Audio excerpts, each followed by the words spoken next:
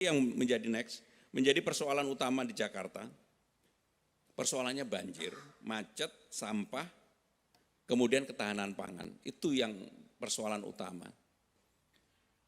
Contoh kemarin ketika banjir saya mengalami, Pak Andra Soni juga mengalami, saya yakin para gubernur juga mengalami. Ketika di Jakarta banjir 3-4 hari yang lalu, belum pernah terjadi banjirnya itu bersamaan. Curah hujan di Jakartanya tinggi, walaupun 150, kiriman dari atasnya tinggi, air lautnya sedang naik. Maka di belakang Pak Tanak ini para wali kota saya sampai jam 1, jam 2, 1 saya hubungin. Saya monitor sendiri, apakah pompanya sudah dijalankan. Memang nggak bisa penanganan itu tidak detail untuk Jakarta. Alhamdulillah besoknya Jakarta praktis. Ya karena mohon maaf Pak Andra Soni, infrastrukturnya sudah siap, pompanya hampir 1.000 lebih, 600 yang stasioner, 600 lagi ada yang mobile, sehingga bisa tertangani. Saya membayangkan di daerah-daerah lain, dan saya sudah sampaikan juga ke Pak Andra Soni, ke Wali Kota Bekasi, kalau memang kemudian teman-teman di Banten maupun Tangerang membutuhkan, tentunya kami siap untuk membantu untuk itu. Jadi persoalan utama adalah hal-hal yang berkaitan dengan banjir, kemacetan. Tetapi yang saya senang kebetulan di sini ada Gubernur Sumatera Selatan. Saya merubah dari Transjakarta menjadi Trans Jabodetabek. Sekarang ini orang dari PIK 2 ke Blok M, Alam Sutra ke Blok M, dari Bogor ke Blok M, Depok, Sawangan ke Pondok Labu, Bekasi ke Duku Atas dan sebagainya. Kami sudah buka rute baru. Dan orang membayar pagi hari sebelum jam 7 hanya 2.000, setelah jam 7 3.500. Kenapa Jakarta memaksakan ini? Untuk merubah karakter orang dari kebiasaan menggunakan kendaraan pribadi menjadi mau naik transportasi umum. Apa hasilnya? Ini baru kurang lebih 2 bulanan lah kami lakukan. Hasilnya ketika TomTom itu lembaga internasional mensurvei, karena ada Pak Gubernur Sumatera Selatan, jadi saya pengen ngomong ini. Jakarta yang biasanya ranking 1 di Indonesia dan selalu kota termacet 10 besar di dunia, boleh dibuka Pak Gubernur Sumsel, sekarang nomor 1-nya Bandung. Mumpung Pak Gubernur Jawa Barat belum ada. Nomor 1-nya Bandung, nomor 2-nya Medan, nomor 3 Palembang, nomor 4 Surabaya, Jakarta nomor 5. Dan di dunia sekarang Jakarta nomornya adalah 90. Maka saya mikirnya begini Pak Tanah, ini jangan-jangan surveinya pas hari Rabu.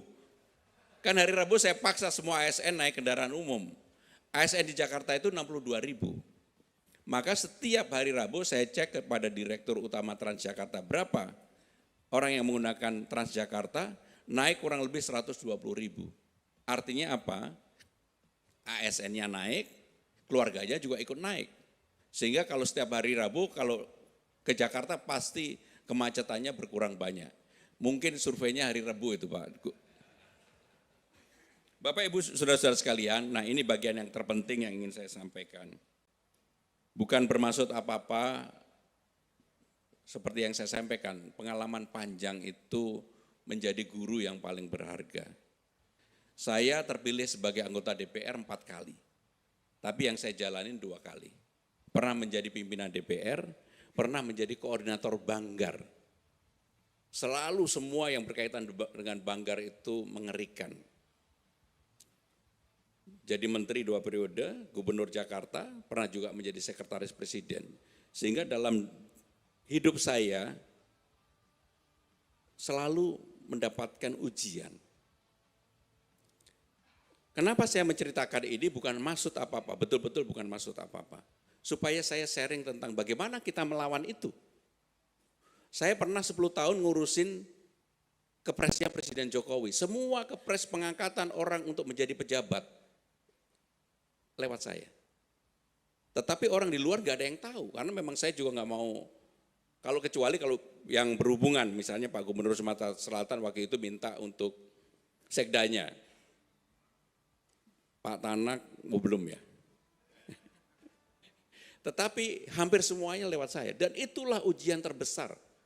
Termasuk menempatkan orang jadi direktur utama di seluruh BUMD kita. Kenapa kemudian saya menutup diri dan orang tidak tahu bahwa itu saya menyiapkan? Karena ujiannya di sana. Begitu sekali tergoda, selamanya akan tergoda. Ada hal yang lebih besar, contoh yang konkret. Ketika saya menjadi gubernur di Jakarta, saya bilang sama ini kebetulan banyak yang hadir. Saya udah selesai dengan diri saya sendiri. Saya minta semuanya transparan. Semuanya sistem yang mengatur. Dan saya berjanji tidak bawa orang satupun dari luar. ASN satupun saya nggak bawa dari luar. Saya percaya bahwa tim yang ada di balai kota itu sudah top lah. Karena tunkinnya juga paling tinggi seluruh Indonesia. Apa yang saya lakukan? Salah satu contoh. Ada yang namanya keweisian luas bangunan KLB. KLB ini adalah sumber malapetaka sebenarnya. Karena dulu orang untuk mengurus menaikkan bangunannya di Jakarta ini kan problem utamanya tanah. Untuk menaikkan gedungnya ada yang 12 tahun, ada yang 4 tahun, 5 tahun, 6 tahun. Bahkan ketika saya baru menjabat kurang lebih 2-3 minggu, saya panggil Pak Sekda. Pak Sekda, kenapa ini kok lama banget? Saya pengen ini dibuat transparan, bisa nggak diselesain? Jangan begitu lama. Saya bilang juga di internal, ini walaupun saya nggak usah cerita lah. Saya minta semua dana off balance sheet, bukan yang tercantum di APBD, tapi yang off balance sheet, yang tidak tercantum, dibuka semua. Saudara-saudara sekalian, kenapa saya lakukan itu? Saya memproteksi diri saya sendiri. Saya memproteksi diri saya sendiri. Apalagi yang terbayang dalam wajah saya, cucu saya, bagaimana kalau suatu hari ada apa-apa dengan diri saya sendiri. Karena godaannya tidak kecil. Begitu 2 minggu saya minta dibuka, kebetulan ada PT, apa namanya Bu? Nusantara Internasional, Hotel Pullman, Gedung Nusantara, ngurus KLB. Kebetulan pemiliknya teman saya tanya sama dia, udah berapa lama kamu ngurus? 12 tahun. Hah? 12 tahun. Mau nggak sama-sama transparan, terbuka, kita selesaiin 1 minggu? Kaget. Gimana caranya Pak Gub? Udah saya jamin kamu selesai 1 minggu. Tapi kamu bayar sesuai dengan apa yang dihitung di appraisal bersama-sama. Akhirnya keluar angka berapa Bu? 480 miliar bayar. Inefisiensi sehingga anggaran DPRD provinsi itu gede banget, tapi masuk ke kantong DPRD-nya kecil banget. Itu kan cerita klasiknya begini. Untuk itu, forum ini saya minta ke Pak Direktur Pencegahan di KPK segera dirumuskan agar kedudukan keuangan ini menjadi setara. Untuk apa? Maka akan ada penurunan anggaran DPR. Sudah turun anggarannya, take-home-nya menjadi besar. Sehingga uangnya ini akan bermanfaat untuk percepatan pembangunan. Dibanding seperti sekarang, jadi bolak-balik cerita bahwa tidak boleh meminta vokir dalam bentuk arah yang bersifat kepentingan individual. Iya, di forum KPK, di pembahasan tetap ada. Nah, kan dilemanya adalah, kita jujur aja, dilema kepala daerah, diikutin nanti ikut celaka, nggak diikutin regulasi pemerintah macet. Kan ini harus diomongin terbuka, nggak boleh lagi kita pura-pura tidak butuh tapi butuh. Jangan pura-pura di depan orang lain baik banget, di belakang itu diajak ke belakang.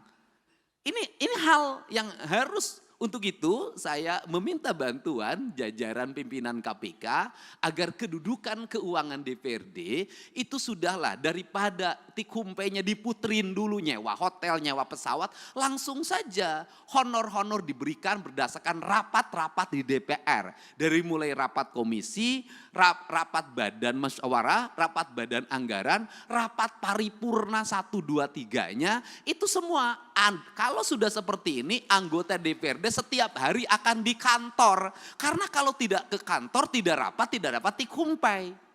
Selesai Pak. Setelah itu ekonominya berputar lokal di daerah itu. Tidak lari keluar. Ini kan kasihan daerah-daerah yang dapetinnya dari PBB, parkir, pajak restoran. Yang kecil-kecil dikumpulin habis itu. Uang restoran yang dipungut dari restoran kecil dipakai makan di restoran berbintang di kota besar. Ini harus segera dibenahin kalau negeri ini ingin baik. Nah, kelemahan dari DPRD, provinsi dan kabupaten tidak bisa membuat aturan sendiri.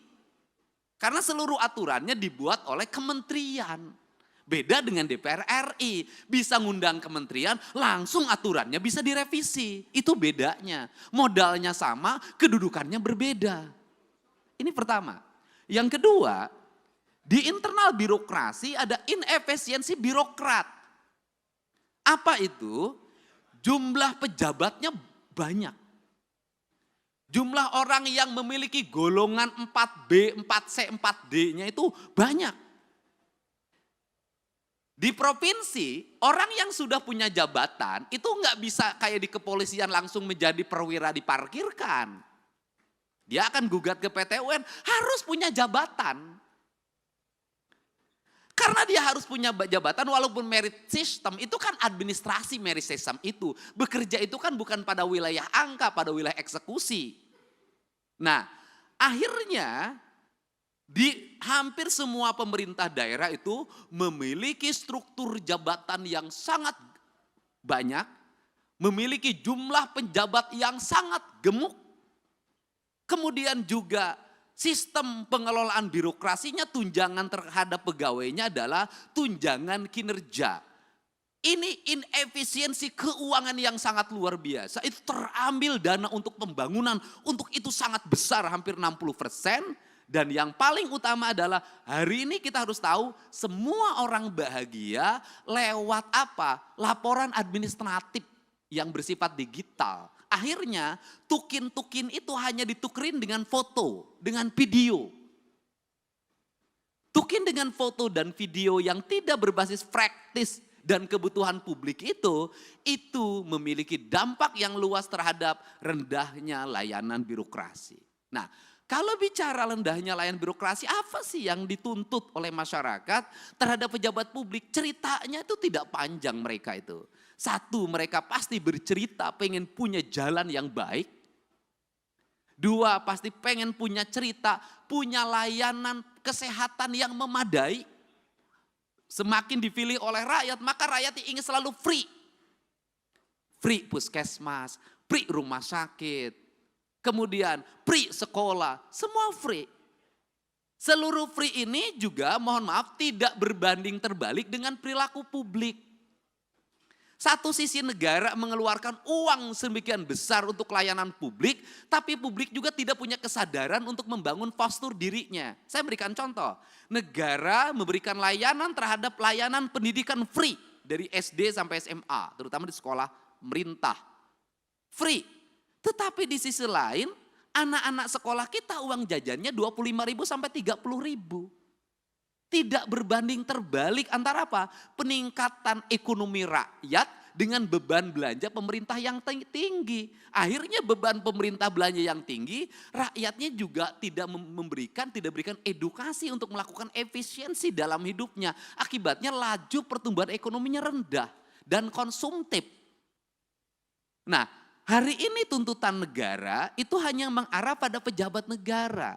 Selalu katakan ganti pemerintah, ganti gubernur, ganti bupati. Kalau menurut saya, dalam analisis saya, rakyatnya juga harus diganti. Enggak bisa Pak. Model pendekatan warga seperti hari ini, apalagi model pendekatan media sosial yang saya jalani dan saya lihat, gak bisa jadi pemimpinnya kalau tidak memiliki tangan besi, publiknya juga harus diedukasi. Bukan hanya pejabat publiknya, bukan hanya anggota DPR-nya, publiknya harus diedukasi. Saya berikan contoh, misalnya pelaporan ke KPK. Saya sampaikan ke Pak Direktur, apakah murni didasarkan pada orang yang konsen pada pada korupsi? Tidak. Kebanyakan orang yang tidak terpuaskan kalah tender, lapor KPK. Kalau menang nggak lapor. Anaknya tidak diterima di SMA negeri. Pakai kata belece, langsung besoknya bongkar korupsi kepala sekolah.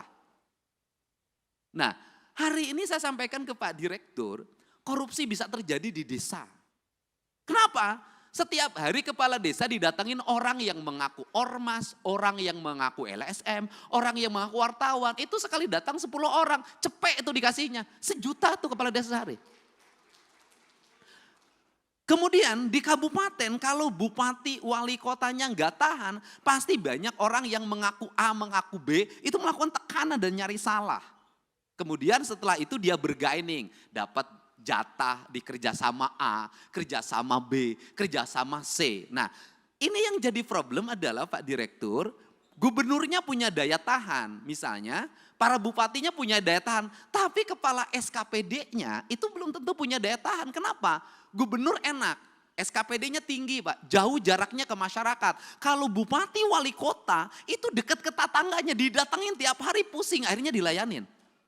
Jadi pemerintah ini yang terjadi di Indonesia hari ini adalah semakin dia strukturnya makin rendah, tingkat resikonya makin tinggi, sorotan publiknya makin tajam, biayanya makin rendah.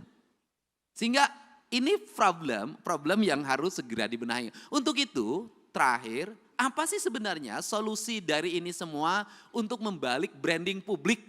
Kemudian agar terarah, tidak ada jalan lain bagi pemerintah untuk memanfaatkan platform media sosial secara terbuka. Kalau saya nantang-nantangan aja, sudah saja APBD kita di YouTube kan, di TikTok kan, di IG kan, sampaikan detail itu anggaran secara terbuka, kasih gelondongannya, mereka suruh baca sendiri, karena dengan itulah sesungguhnya brand atau trust kepercayaan akan tumbuh. Karena orang Indonesia itu punya tradisi, semakin diceritakan, semakin dijelaskan, maka dia semakin tidak peduli. Semakin ditutupi, semakin penasaran. Dan orang Indonesia itu seneng penasaran.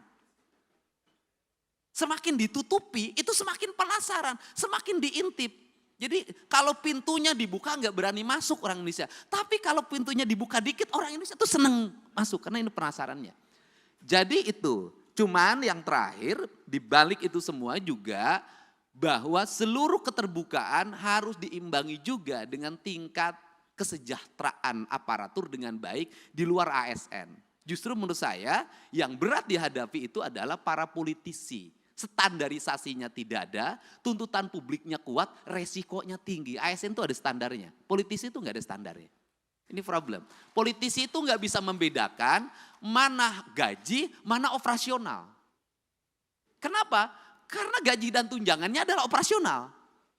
Itu problem. Nah, itu bagaimana solusinya Pak Direktur? Solusinya begini saja menurut saya.